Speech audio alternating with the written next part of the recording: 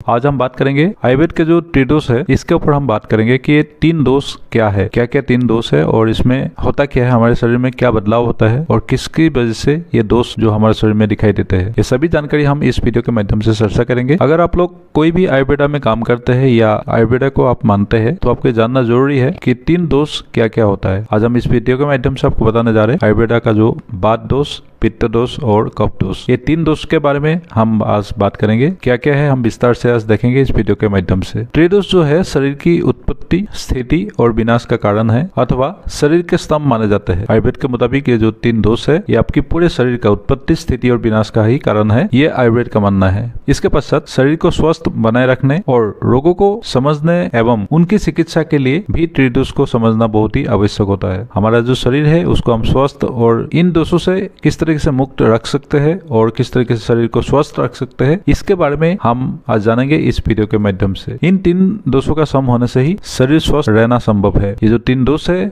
ये आपका बिल्कुल बैलेंस में होगा तभी आपका शरीर स्वस्थ रह सकता है। परंतु जब इनकी सम अवस्था में किसी प्रकार का विकार या असंतुलन आ जाता है तो रोग जन्म ले लेता है। आपने सुना होगा किसी एक दोष में असंतुलन होने की वजह से ही हमारे शरीर में कई प्रकार की जो रोग है वो लगने लगता है। आज की हमारा जो चिकित्सा प्रणाली है रोगों को जड़ से खत्म करने की बजाय उसके लक्षणों को तुरंत आराम दिलाने में ज्यादा कारगर है। आप सबको मालूम है कोई भी एक बीमारी होता है उसका जो लक्षण है उसको दबा दिया जाता है और आपका जो रोग है वो पूरे जड़ से खत्म नहीं होता है। यही वजह है कि लोगों का रुझान आयुर्वेद की तरफ ज्यादा बढ़ रहा है। हम सबको मालूम है इसके बारे में। आयुर्वेद की मदद से आप रोगों से हमेशा के लिए छुटकारा पा सकते हैं। आयुर्वेद पद्धति में इलाज के दौरान चिकित्सक सिर्फ रोगों के लक्षण को ही नहीं देखता है बल्कि आपके मन, प्रकृति, दोष जिसमें वात, पित्त, कफ और धातुओं के स्थिति को भी ध्यान में रखा जाता है। यही वजह है कि एक रोग से पीड़ित होने के बावजूद भी अलग अलग मरीज की प्रकृति और दोष के अनुसार उनकी दवाइयाँ अलग अलग हो सकती है। आयुर्वेद में आपने देखा होगा अगर सेम रोग भी होगा, जिस व्यक्ति को हम इसके इलाज के लिए दवा देते हैं उसका उस व्यक्ति के प्रकृति को देखते हुए अलग अलग दवा हो सकता है सेम रोग के लिए भी, ये आयुर्वेद का कहना है। अब बात आती है ये जो दोष है, मन है, प्रकृति है और धातु, ये सब क्या है, आयुर्वेद में इसको क्या मानते हैं और क्या है। आज हम बात करेंगे ओनली दोषों के बारे में। सबसे पहले हम लोग दोष क्या है इसको जानते हैं। अगले आने वाले वीडियो में हम जानेंगे धातु क्या है, प्रकृति क्या है, इस तरीके का आपको सिंपल भाषा में हम समझाएंगे किस तरीके से आयुर्वेद अपने शरीर को एनालिसिस करते हैं और रोगों का पता लगाता है। ये सब हम आने वाला वीडियो में बताएंगे। लेकिन आज हम बात करेंगे त्रिदोष के बारे में। जब इलाज के लिए आप किसी भी आयुर्वेदिक चिकित्सक के पास जाते हैं तो वो कहते हैं कि आपके शरीर में वात बढ़ गया है या पित्त बढ़ जाने के कारण आपको यह समस्या हो रही है, ऐसे आपको सुनने के लिए मिलता होगा जब आप आयुर्वेद चिकित्सा के लिए किसी चिकित्सक के पास जाते हैं। लेकिन क्या कभी आपने सोचा है कि ये वात, पित्त, कफ है क्या, ये क्या है जो बढ़ जाता है जो हमारे को बीमारी का सामना करना पड़ता है। हम सबको मालूम है आयुर्वेद के मुताबिक हमारा जो शरीर है पंच तत्व से बना हुआ है, जल, पृथ्वी, आकाश, अग्नि और वायु, इससे मिलकर हमारा शरीर बना हुआ है। आयुर्वेद के अनुसार शरीर का स्वास्थ्य इन तीन चीजों पर सबसे ज्यादा निर्भर करता है, वात, पित्त और कफ। ये तीनों अगर शरीर में संतुलित अवस्था में है तो आप स्वस्थ है। अगर इनमें से किसी एक का भी संतुलन बिगड़ जाता है तो रोग उत्पन्न होने लगता है। इसी वजह से इन्हें दोष कहा गया है। इन दोषों की संख्या 3 होने के कारण इसको त्रिदोष कहा गया है। प्रत्येक दोष में ऊपर बताए गए 5 तत्वों में से 2 तत्व होते हैं और इन्हीं तत्वों से स्वभाव के आधार पर इन दोषों के लक्षण निर्धारित होते हैं। जैसे कि अगर वात दोष है आपका तो आकाश और वायु इन 2 तत्वों से मिलकर बना है वात दोष। इसके साथ साथ इन दोनों तत्वों के स्वभाव में ही गतिशीलता है तो वात के लक्षण भी गति से जुड़ा हुआ है। इन दोष के असंतुलित होने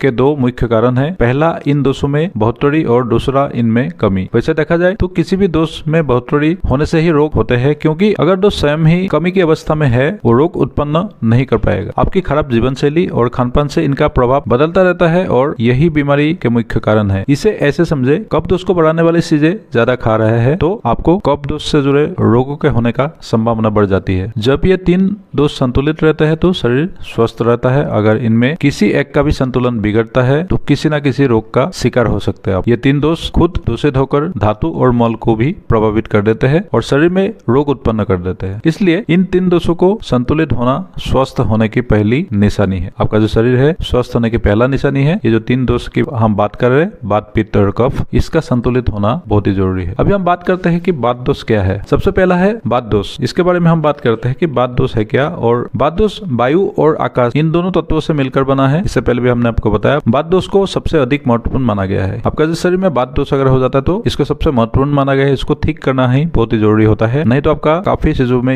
इसका प्रभाव पड़ता है। इसके अनुसार जो तत्व शरीर में गति या उत्साह उत्पन्न करे वो बात या वायु कहलाता है। शरीर में होने वाली सभी प्रकार की गतियां इसी बात के कारण होती है। जैसे कि हमारे शरीर में जो रक्त संचार होता है वो भी बात के कारण होता है। बात की वजह से ही शरीर की सभी धातुएं अपना अपना काम करती है। शरीर के अंदर मौजूद जितना भी खाली स्थान है वहाँ यह जो वायु है ये पाई जाती है। शरीर के किसी एक अंग को दूसरे अंग के साथ जो संपर्क होता है वो भी बात के कारण ही संभव है। शरीर में पसीना या मल मूत्र निकालने की जो प्रक्रिया है वो भी बात के कारण ही होता है। तो आपने देखा होगा ये जो बात है कितने सारे चीजों को कंट्रोल करता है हमारे शरीर में। इस प्रकार देखे आयुर्वेद के अनुसार शरीर में सभी प्रकार के रोग का मूल कारण बात ही है। जिस व्यक्ति के शरीर में बात दोष ज्यादा होता है वो बात प्रकृति वाले कहलाता है। बात के संतुलन होने से शरीर में रक्त का और मल मूत्र का प्रवाह ठीक तरह से होता है। कहने का मतलब आपका जो ब्लड सर्कुलेशन है और आपका जो मल मूत्र प्रक्रिया है ये ठीक से चलने आपका जो बात है उसको संतुलित होना जरूरी है। बात प्रकृति वाले लोगों में निम्न लक्षण पाए जाते हैं जैसे कि शरीर में रूखापन, दुबलापन, धीमी और भारी आवाज और नींद की कमी। इसके अलावा आंखें, भौड़े और जोड़े, ठोड़ी के जोड़,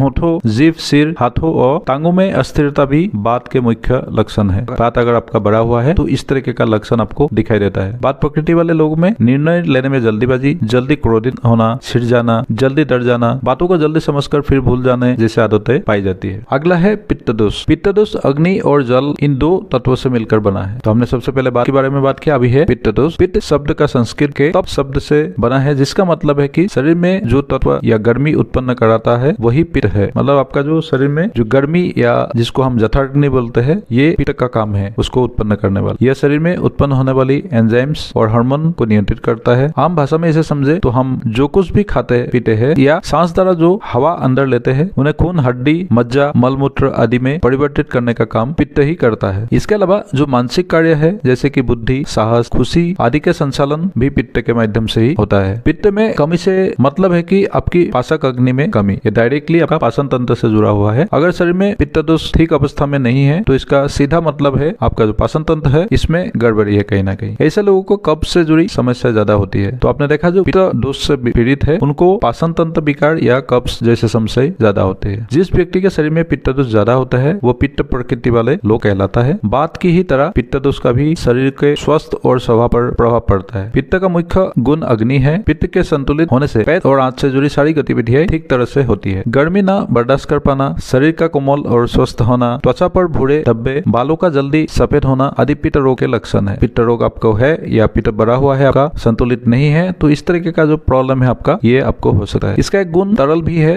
जिसकी वजह से मांसपेशियों में और हड्डियों के जोड़ों में ढीलापन, पसीना, मल और मूत्र का अधिक मात्रा में बाहर निकलने जैसे लक्षण भी आते हैं। तो आप यहाँ पे ये देख सकते हैं कि किस तरीके से आयुर्वेद एक एक चीजों को एनालिसिस करता है और अलग अलग इसको दोष नाम दिया गया है। सबसे पहले हमने बात किया बात दोषों के बारे में, इसके बाद पित्त दोष। अभी आता है कफ दोष के बारे में बात करेंगे हम। कफ दोष क्या होता है? कफ दोष जो है पृथ्वी और जल इन दोनों तत्वों से मिलकर बना है। जैसे हमने पहले बात किया था 5 तत्वों से हमारा शरीर बना है, उनमें से पृथ्वी और जल इन दोनों का मिश्रण से बना है कफ दोष। दोषों के महत्व और क्रम के अनुसार कफ तीसरे स्थान पर आता है। कफ दोष शरीर के सभी अंगों का पोषण करता है और बाकी दोनों दोष वात और पित्त को नियमित करता है। ये कफ दोष हमारे मानसिक और शारीरिक काम करने की क्षमता, रोग प्रतिरोधक क्षमता, काम शक्ति, धैर्य, क्षमा और ज्ञान आदि कफ के गुण होते हैं। कफ में मौजूद तमोभाव ही नींद का मुख्य कारण है जिसकी वजह से आपको नींद आता है और आपका जो शरीर है स्वस्थ रहता है। शरीर में अगर कफ की मात्रा में कमी आती है तो बाकी दोनों दोष अपने आप ही बढ़ने लगता है। आपका जो शरीर में कफ अगर असंतुलित है तो बाकी दोनों दोष अपने आप ही बढ़ने लग जाता है। कफ भारी, मुलायम, मधुर, स्थिर और चिपचिपा होता है, यही इसकी स्वाभाविक गुण भी है। जिस व्यक्ति के शरीर में कफ दोष ज्यादा होता है वो कफ प्रकृति वाला लोग कहलाते हैं। कफ प्रकृति वाले लोगों में निम्नलिखित लक्षण पाए जाते हैं जैसे कि उनके साल स्थिर और गंभीर होते हैं, भूख, प्यास और गर्मी कम लगना, पसीना कम आना, शरीर में वीर्य की अधिकता, जोड़ों में मजबूती और स्थिरता, शरीर में गठीलापन और शारीरिक अंगों में चिकनाहट इसके प्रमुख लक्षण है। इसके अलावा कफ प्रकृति वाले लोग सुंदर, खुशमिजाज, कोमल और गोरे रंग के होते हैं। तो ये अलग अलग दोष है और इनके क्या क्या गुण है आपने देखा। और जब आपकी ये दोष असंतुलित होता है तो आपने देखा कौन सी दोष की वजह से क्या क्या आपकी शरीर में कमी दिखने को मिलता है। तो आयुर्वेद जो है 5000 साल पुराना जो सिस्टम है ये किस तरीके से आप देख सकते हैं कि अपने शरीर को